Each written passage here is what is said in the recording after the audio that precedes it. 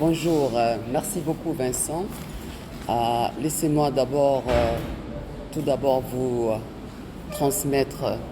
les salutations de Son Excellence le secrétaire général de l'IGAD, Dr Werkene Gebeyehu, en fait qui n'est pas ici avec nous, mais en fait qui aussi m'a délégué de faire le discours en son nom.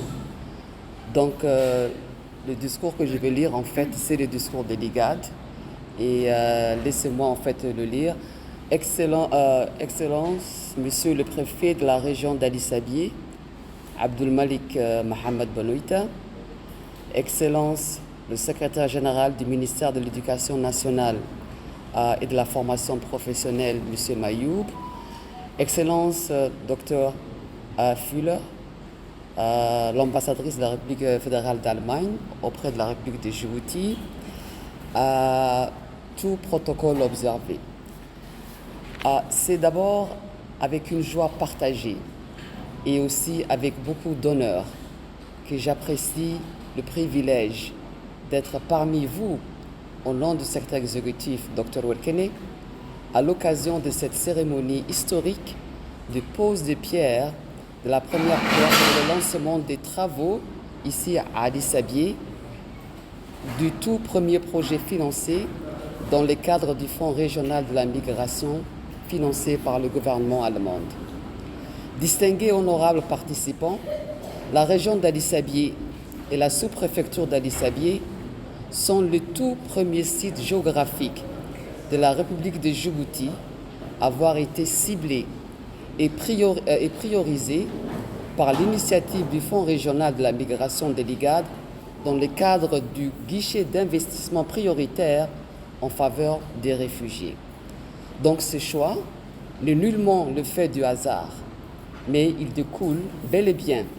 des critères rigoureux de sélection qui nous servent de base dans la détermination des zones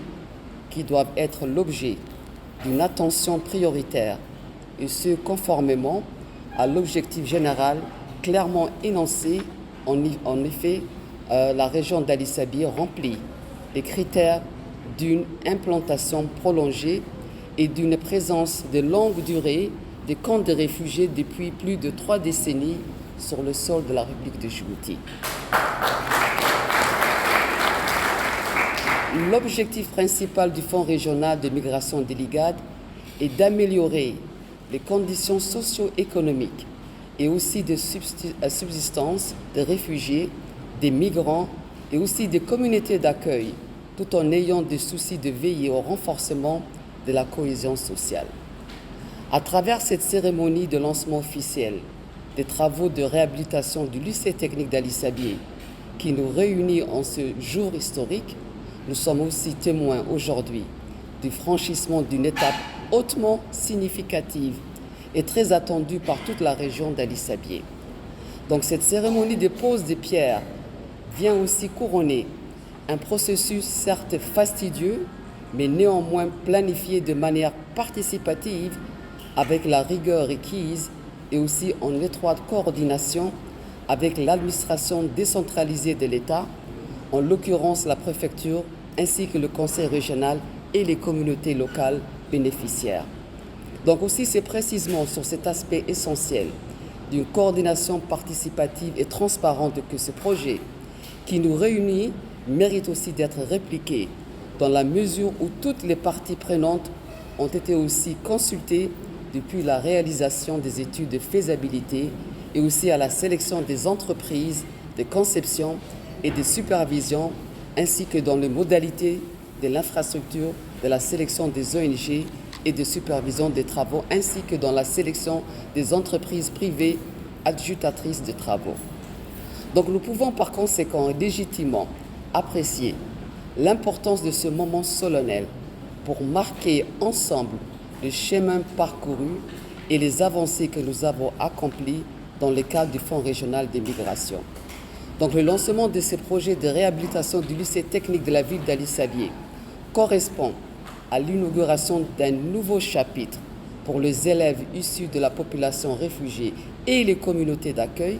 Et donc cette infrastructure éducative et des formations renforcera la capacité d'accueil des apprenants tout en aussi améliorant la qualité de la formation dispensée. Distingués honorables participants, la réhabilitation du lycée technique d'Ali-Sabié n'est pas la seule infrastructure de la région d'Ali-Sabié sélectionnée dans le cadre des interventions du Fonds régional des migrations. Bien au contraire, comme le préfet le disait, il y a d'autres projets de construction tels que le centre de développement communautaire à Ali Adé et aussi la galerie marchande à Ali-Sabié, ainsi que la construction de 2 marchés, bien sûr à Ali-Sabié et la localité à Ali Adé, qui commenceront également très prochainement. Et aussi, laissez-moi vous dire, le montant accepté et alloué, comme le préfet le disait, s'inscrit dans le cadre de notre développement à 1,5 milliard de francs djibouti. Donc, conformément aux principes et critères qui sont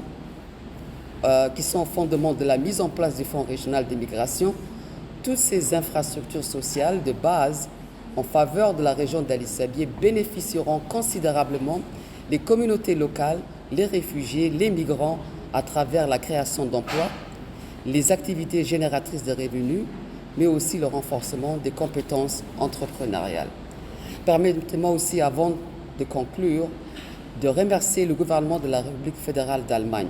représenté ici par Dr Fuller,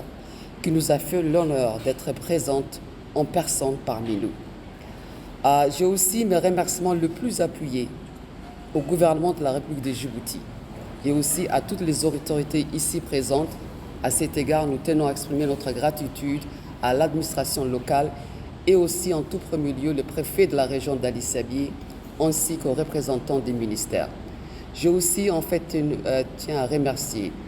les 2 ONG internationales qui ont été sélectionnées dans ce processus, le Danish Refugee Council et aussi le Norwegian Refugee Council pour leur expertise reconnue dans la mise en œuvre de ce projet. Avant de conclure, chers participants, permettez-moi aussi de convier un message d'encouragement